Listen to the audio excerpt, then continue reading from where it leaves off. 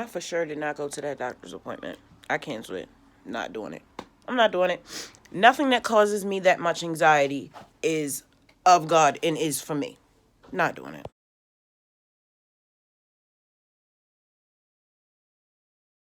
I already have a mental health disorder that qualifies me for disability and SSI. So there's no reason for me to go adding on top of what I already have that qualifies me. It's not like they're going to give me more money for being more disabled. Like, I already know how this nerve conduction study affects me. The first one I had done was done in 2007, and my nerves have not recovered from that one. And this is the fifth doctor's appointment and the second doctor's office that I've been through trying to get this nerve conduction study. I've been going through this since 2020. Obviously, this is not for me. Not for me. Like, I have to listen to myself and do what's best for me. I'm not out here chasing a coin. I'm chasing God. I'm chasing health. I'm chasing myself. I cannot sit up here and chase a coin. And that's what people mean when they talk about manifesting money. You can't just say, I'm going to manifest money and leave it at that, because people are going to look at you like you're crazy. You can't get anything without some sort of action. You know what I'm saying? You have to put in. Oh, I got to take this. Excuse me. That was Mohella. That's my student loan servicer. I was one of those people back during the demi that got approved for a student loan forgiveness. And it lowered, it came, I had $20,000 in student loans. I went to college 3 different times in 3 different places and 3 different times in my life. This was for the second time that I went to school when I came out here. Yeah, the second time. Either way, I had $20,000 worth of student loans. It got taken off of my credit immediately. As soon as I got approved for the program, my credit score shot up to 750. And then, as we all know, they took Biden to court and they had the forgiveness overturned by the Supreme Court.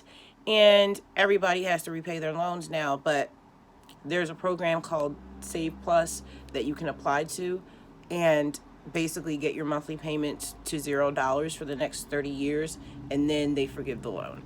But I keep getting notices saying that I owe $320, so I called to find out what was going on, and they were like, well, you got approved for the program at the end of November, but that bill would have been that you were supposed to pay before you applied for the program and got approved had already come out before you got approved for the program. So they were like, you can request to make an adjustment, but the girl that told me that was new, and when she transferred me, the guy was like, it's not that simple. I have to put in a request. I have to give them a reason. We have to go blah, blah, blah. He acted like it was a big deal. Basically, it just ended up that I had to stay on the phone for 45 minutes and put in 2 applications and just wait. And now they're going to pay that. They're going to pay it. So it's like, this is what I was talking about in that video. Life is so confusing, learning to navigate the system, because the system, and even the people that work for, I'm talking about Department of Social Services, Social Security, the loan servicer, they have all told me that even people that work for these places get confused. That's how confusing these processes are. It's totally normal to get confused. A lot of times, it is really hard to understand how a lot of this stuff works. And if you already have a disability, it's 10 times harder. And this is why a lot of people with disabilities need to have case managers so that they can have people help them with stuff like this. Thank goodness I can navigate this stuff. It just causes me a lot of anxiety, which brings me back to why I canceled my appointment. I'm not doing that. They're not finna sit up here and shock my nerves. Look at my hands. Do you see that? They're not shocking my nerves, bro. My nerves hurt every single day, all the time.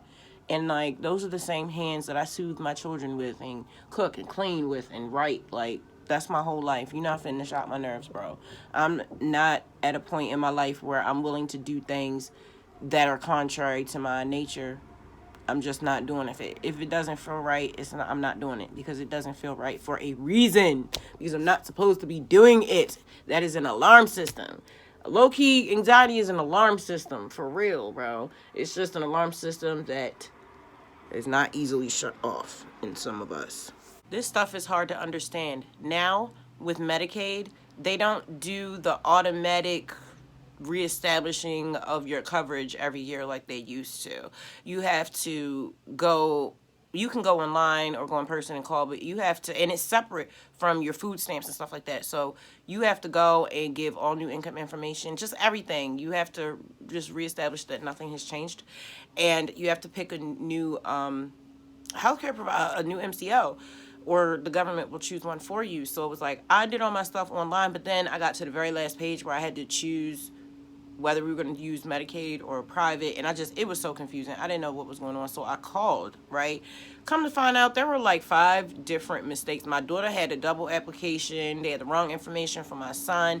I was about to cancel coverage for one of my other sons. It was just crazy. So he was so patient. He took care of everything though. So I may have canceled my doctor's appointment, but I sat here and took care of all my paperwork. I got all of our Medicaid stuff taken care of. I got all my student loan stuff taken care of. They're finna pay that bill. Like, I handled my business this morning. Instead of sitting in a doctor's office, I just pictured myself being there, people coughing, and me being outside in the cold, and like the van taking too long to pick me up, and like them losing my paperwork because the doctor didn't call and verify my appointment like they usually did. And I was over it. I just pictured them just not being very nice to me. Like, just all these scenarios kept playing in my head, and I just couldn't do it. I couldn't do it. It was like torture. I'm like, I have not left my house in like, oh, I did go do the laundry a few days ago, but other than that, I have not left my house in like 3 weeks. And I wasn't finna start today. I love you. Thank you so much for spending time with me today. I appreciate every like, share, and subscribe. I will see you in the next episode of Fury World. Peace.